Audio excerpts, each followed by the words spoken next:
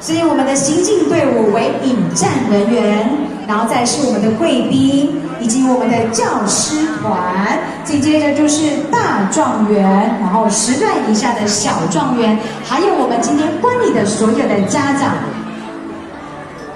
那就请我们的贵宾要小心，因为这边的台阶比较小，然后上面要注意头。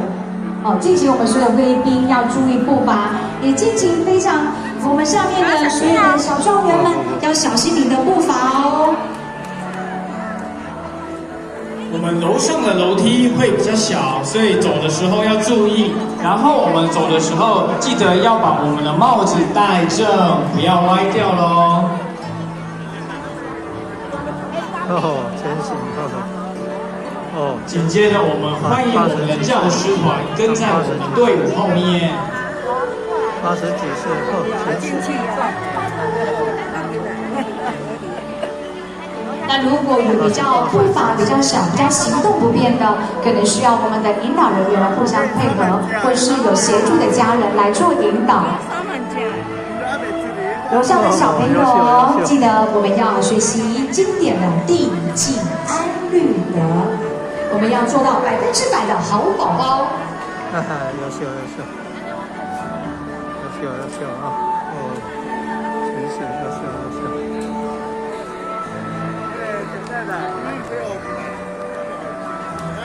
如果没有要一起去游探的我们的观礼者呢？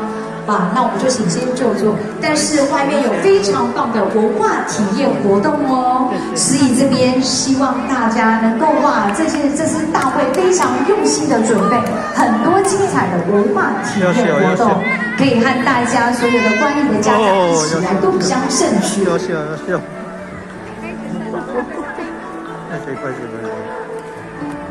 拍谁？抱歉，我在他们后面。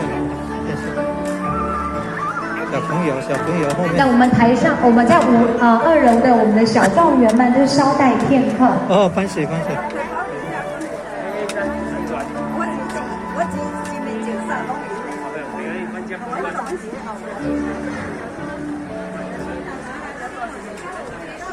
不要聊，注意，这家唔可以太大的。我们等一下外面进行的游探，还有要过状元桥、拔智慧牛、智慧毛，所以大家跟着我们引导人员。哦，聊，搬来，聊行。啊。